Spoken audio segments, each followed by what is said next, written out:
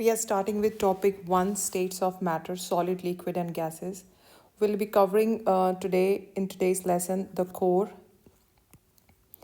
distinguish properties of solids, liquids and gases. All of you know these are three states of matters. So first we'll be talking about their properties. So solids, first we will be talking about the shape, and you have to be very specific about the words, what kind of scientific terminology we are using. So solids have fixed shape, write less, but it should be very crisp.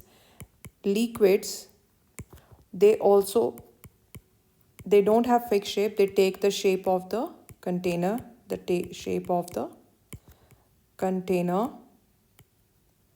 And lastly, you have gases, they also fill up the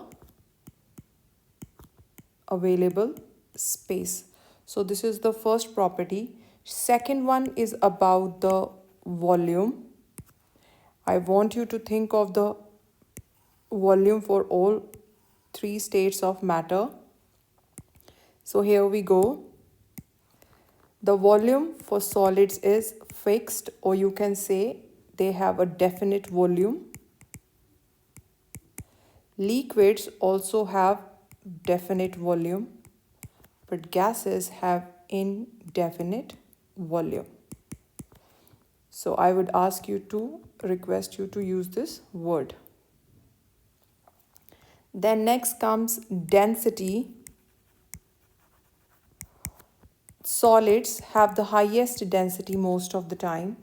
So liquids depend, so you can say fairly high. And the gases have the lowest density. The next one you all have learned about, that's called compressibility. So how easily you can compress a particular state. So solids are completely incompressible. Incompressible. Use correct scientific terminology. That's the key to get the marks in the science exam. The liquids are slightly incompressible. They are slightly. Like you can squeeze a water bottle, but slightly. But if you put more pressure, the water gonna go out. And gases, they are highly compressible. Highly compressible. I'm using less words, but I'm very, very specific what kind of words I am using. The last one is ability to flow.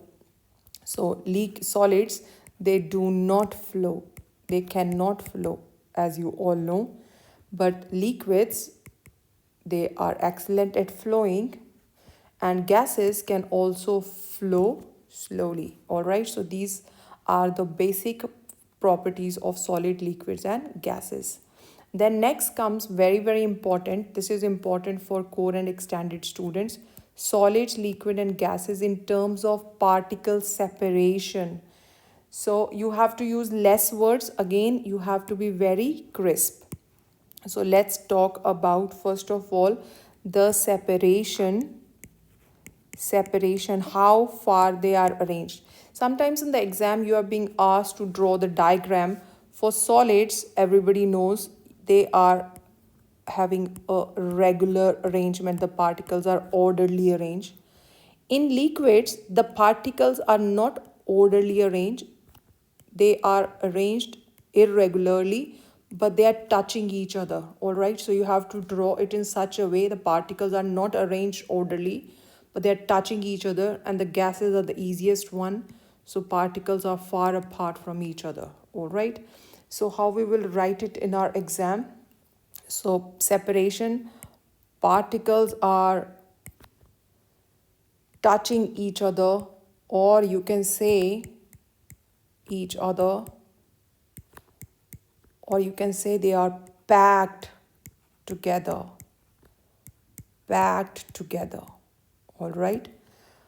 Then comes liquids. As you saw, the particles are close together. They are close together. Yeah. They are not packed. They are close together. They are touching each other. Touching each other. There is a difference between a packed and touching each other. And in gases, the particles are far apart, as you just saw. All right. The next one comes the arrangement. The arrangement. So this was about a separation. Next one comes a arrangement. How they are.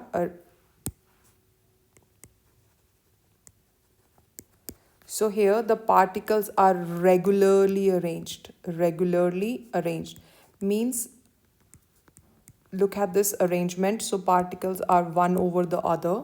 Not always like this, but they are regularly arranged. All right. And over here, they are irregular arrangement. Irregular. Use good words. Less, but excellent scientific terminology. All right. And over here, they are randomly arranged. They are randomly arranged. So there is no pattern. No pattern. Okay. Then next comes motion, which is very, very important. Motion means the movement. Motion, so in solids, the particles vibrate. They at their fixed position, they're gonna move up, they're gonna move down, they can move like this, they can move, but they can't change their place. The particles vibrate. All right. Then next, in liquids, the particles slip and slide. Slip and slide, pass over each other. Each other. So they are touching all the time and they slowly pass over each other. They are constantly touching. And in gases, all of you know, they move freely.